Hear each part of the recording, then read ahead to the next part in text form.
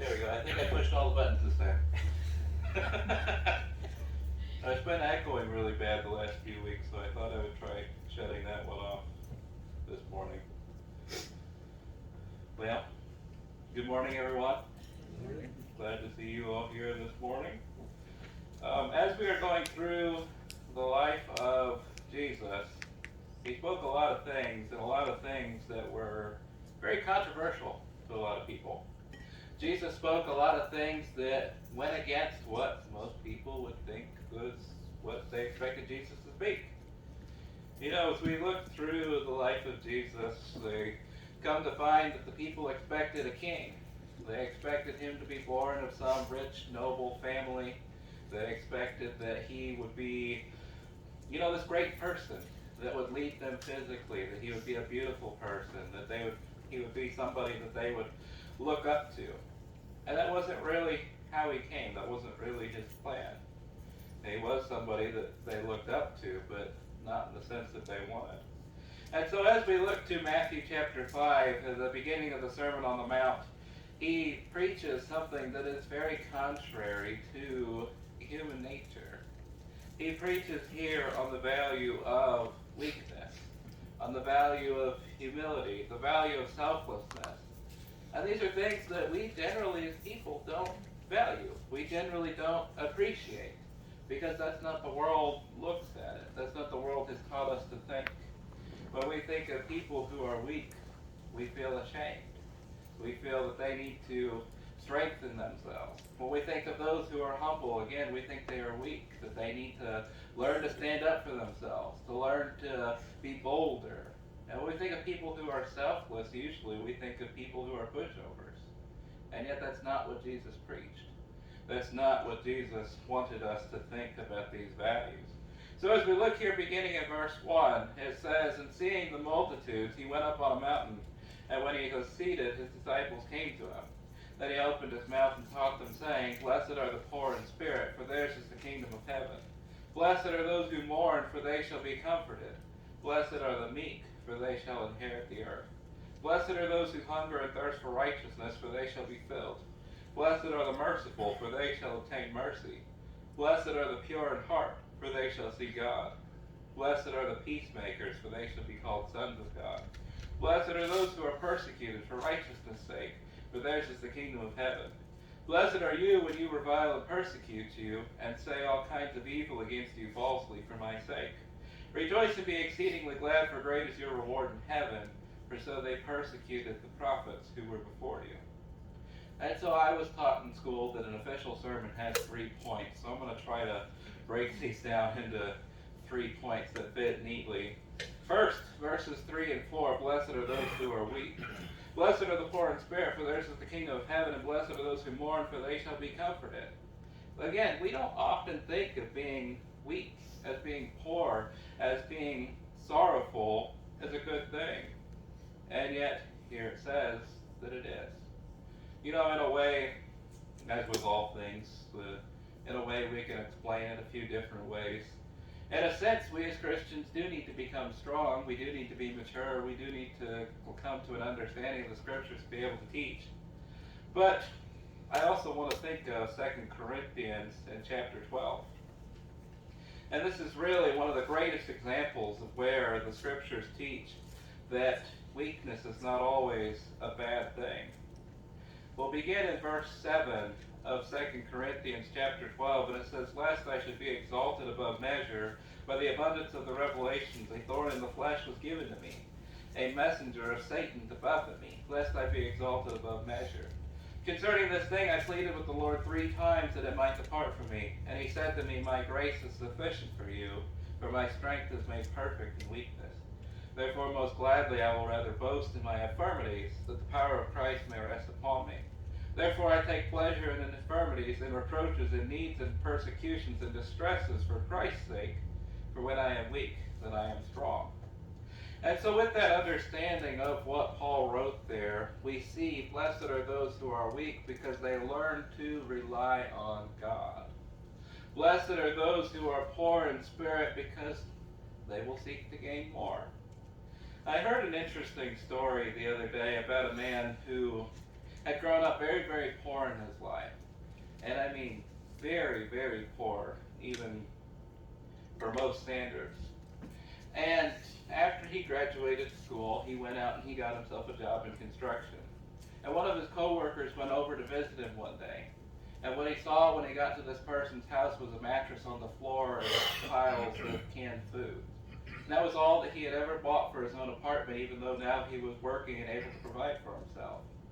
And he said that he lived that way so that he could save up his money and invest his money until he was able to bring himself and his family out of the poverty that he had known as a child. See, blessed are those who are poor because they will be filled with a desire to seek more. And so, as this man worked and worked and worked and strived in order to bring himself out of poverty, so we should to bring ourselves out of this spiritual poverty. Blessed are those who are poor in spirit because they will dedicate their lives to gaining more, to growing stronger in spirit, to having a stronger relationship with God.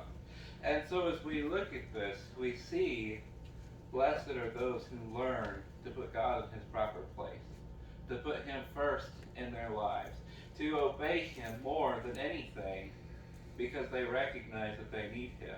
Blessed are those who mourn, for they shall be comforted.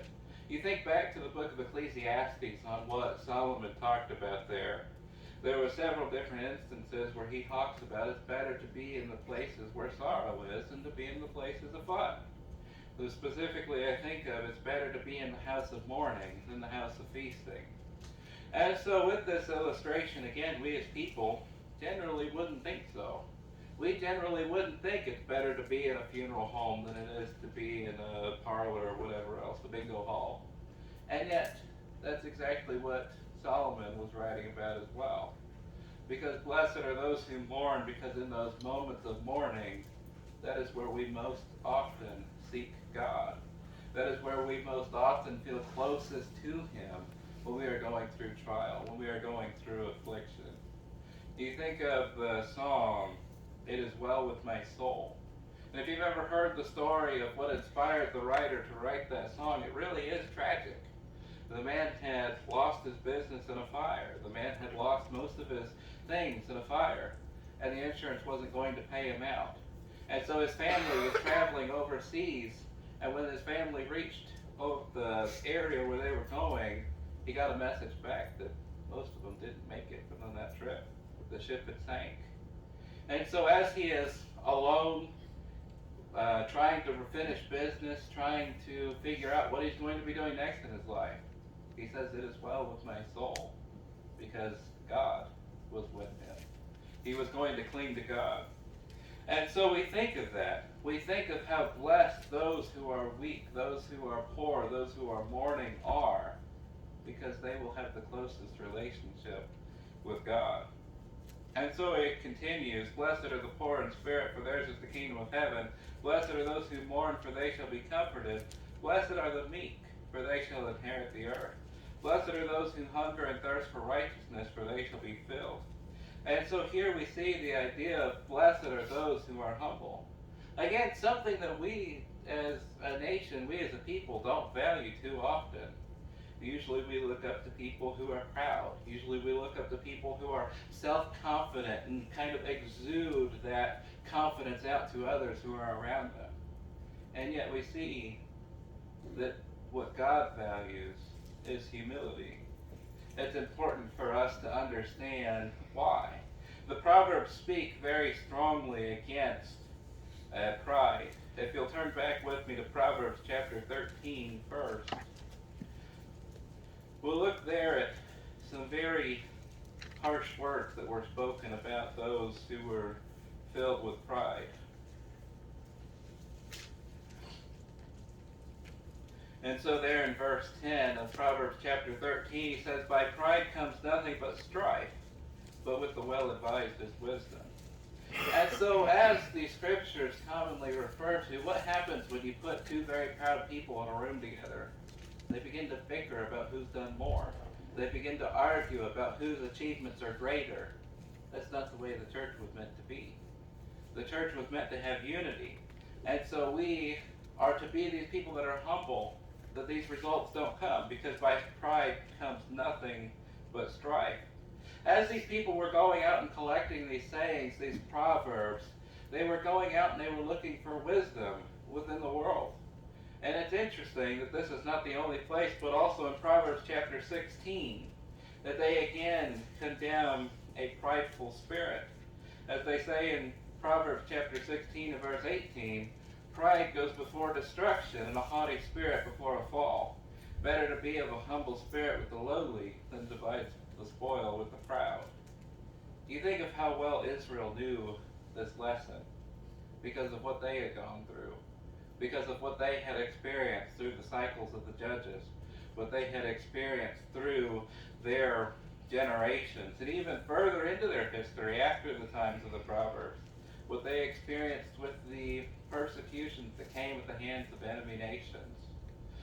Time and time again, pride led to their downfall. Pride led to their destruction because they lost God in that pride. Because as the people were filled with pride, they began to look at their lands and they began to say, look at what we've done, rather than what God did. You remember back, we actually had a lesson on that several weeks ago now. The people had said within their own hearts, I am pleased with the works that I have accomplished. And yet it all came from God. And this is something that all of us today still can learn to value, can still learn that everything we have comes from God. We talked about then, and it's an important thing to reflect on now, that just because we have jobs doesn't mean we're providing for ourselves. Because God's given us the ability to go and to have jobs. Just because we have the things that we have in this life doesn't mean we have earned it for ourselves. God has put us in that position to be able to achieve those things. And so every good and perfect gift comes from God, as we know from James. Everything that we are blessed with while we are here in this life is a gift of God for us to enjoy while we are here in this life. And so it's something for us to think about, that we need to be humble. Again, that we will have that proper relationship with God. The Old Testament is not the only place that speaks against pride either, but we'll turn to James in chapter 4.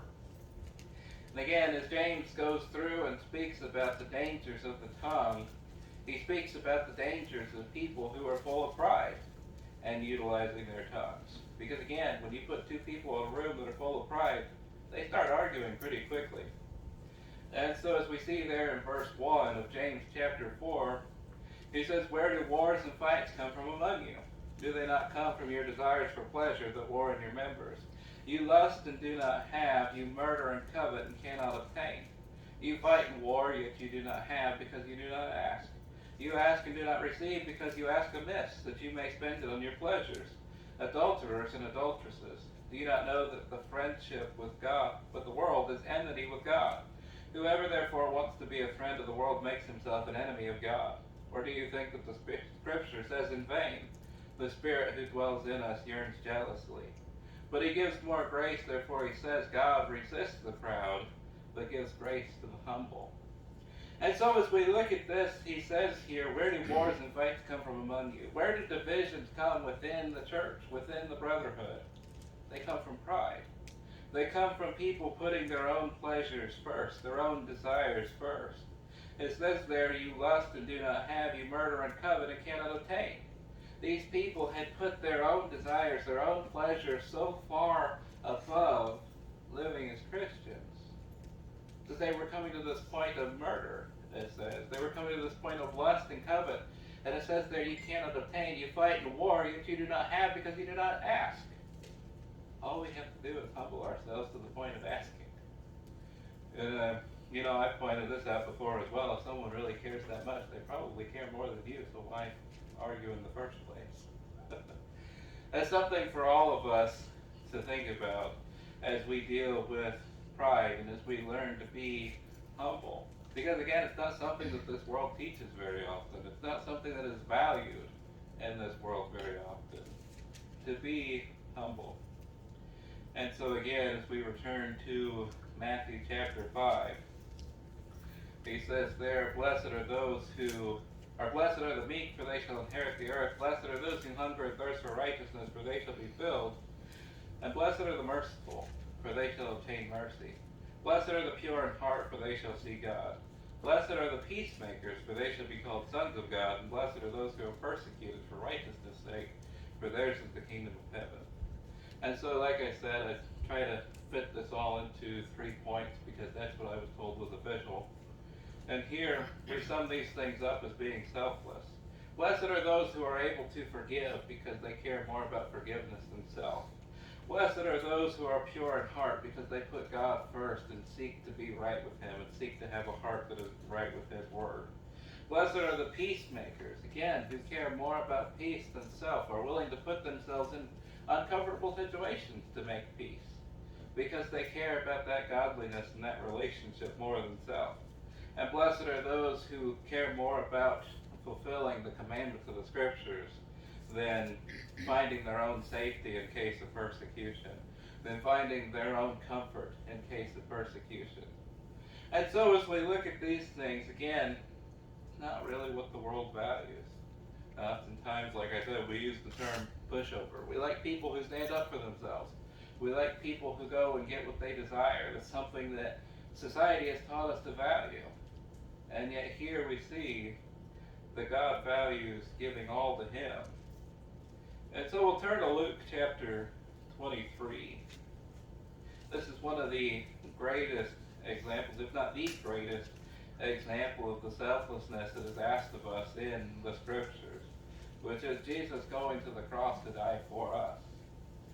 In Luke chapter 23, we'll begin reading in verse 26.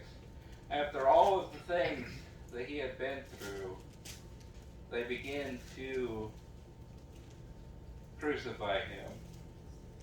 And there in Luke chapter 23 and verse 26 it says, Now as they led Him away, they laid hold of a certain man, Simon a Cyrenian, who was coming from the country. And on him they laid the cross that he might bear it after Jesus. And a great multitude of people followed Him, and women who also mourned and lamented Him. But Jesus turned to them and said, Daughters of Jerusalem, do not weep for me, but weep for yourselves and for your children. For indeed the days are coming in which they will say, Blessed are the barren, wombs that never bore, and breasts which never nursed. Then they will begin to say to the mountains, Fall on us, and to the hills, cover us. For if they do these things in the green wood, what will be done in the dry? There were also 2 other criminals led with Him to be put to death. When they had come to the place called Calvary, there they crucified Him, and the criminals on the right hand, and the other on the left. Then Jesus said, Father, forgive them, for they do not know what they do. And they divided His garments and cast lots. And the people stood looking on, but even the rulers with them sneered, saying, He saved others, let Him save Himself, if He is the Christ, the chosen of God. The soldiers also mocked Him, coming and offering Him sour wine, and saying, If you are the King of the Jews, save yourself. And an inscription also was written over Him in the letters of Greek, Latin, and Hebrew, This is the King of the Jews. Then one of the criminals who were hanged blasphemed Him, saying, If you are the Christ, save yourself and us. But the other answering rebuked Him, saying, Do you not fear God, seeing you are under the same condemnation? And we indeed justly, for we receive the due reward of our deeds, but this man has done nothing wrong. Then he said to Jesus, Lord, remember me when you come into your kingdom. And Jesus said to him, Assuredly I say to you, today you will be with me in paradise. Now it was about the 6th hour, and the darkness over all the earth until the 9th hour. Then the sun was darkened, and the veil of the temple was torn in two. And when Jesus had cried out with a loud voice, He said, Father, into your hands I commit my spirit. And having said this, He breathed His last. We look at this example of selflessness from one who we are commanded time and time again to imitate. Because Jesus was filled with the Spirit, because He sought to be filled with the Spirit, because He sought to be close to God. Jesus was filled with humility, because again, He sought to be right with His Father. He knew what was important in this life. And Jesus was selfless, because He cared more about His goal of seeking and saving the lost than He cared about His own self. And it's something for all of us to take to heart. We look at this, and even there, as they're leading Him to the place where He's going to be killed, as they put Him up on the cross, He says there, Do not weep for me, weep for yourselves, because I know what you are about to go through. He says there, Father, forgive them, for they do not know what they do. And so as we look through the passage here, blessed are those who are poor enough in spirit that they seek to humble themselves, that they will be right with him. Blessed are the poor in spirit who seek to humble themselves enough that they become selfless enough to live as Christians. Some people look at this passage and say, these are all great extra qualities for Christians to have, and if they reach any of these things, they'll have these additional blessings. That's not the case. Blessed are the people who have these things because they are Christians and they are going to be right with God. And therefore all Christians need to strive for these things. All Christians need to strive to be close enough to God, to humble themselves enough, to be selfless enough, to live as a Christian ought to live. And so as we look through this passage here, we see the beginning of Jesus' ministry as he is going to continue in his lifetime preaching that Christians need to be humble, that Christians need to put God first in their lives. He says there in verse 11, blessed are you when they revile and persecute you and say all kinds of evil against you falsely for my sake. Rejoice and be exceedingly glad, for great is your reward in heaven, for so they persecuted the prophets who were before you. We look at the passage here of these so-called Beatitudes, as we call them, and we see what a Christian has to do in order to be right with God, to humble themselves, to draw close to God, and to live selflessly as they seek to go through this life having a relationship with God. And so it's something that I'm going to challenge you again with this morning, to live as a Christian, to live humbly, to live drawing closer and closer to God each and every day, to live with dedication, to be stronger and stronger in spirit each and every day, and to live selflessly as you are going through this life, whether it be to make peace, whether it be to give mercy, whether it be to endure persecution so that you can go out and to reach those who might respond to your call. We as Christians are commanded to live as Jesus has taught here. We'll continue teaching through the coming chapters, to be humble, to be kind, to be selfless, and to be close to God. So if there's anything that we can help you with this morning, if you are struggling with any of these things or anything else, let us continue studying with you. Let us to pray with you as you go through your walk as a Christian. And if this morning you have not yet began that walk as a Christian, why wait? There are so many great blessings here, as Jesus talks about, for those who live as a Christian ought to live, who pledge their life to him and obey him. For theirs is the kingdom of heaven, for they shall be comforted, for they shall inherit the earth. Blessed are those who hunger and thirst for righteousness, for they shall be filled. For they shall obtain mercy, for they shall see God, for they shall be called sons of God, for theirs is the kingdom of heaven. Those are blessings that are promised to all of us who live as Christians. Why wait to obtain those things? If you have heard this morning and you believe in these things and are willing and ready to repent and put on Jesus in baptism, why wait? If there's anything that we can help you with, will you please come as we sing the invitation song?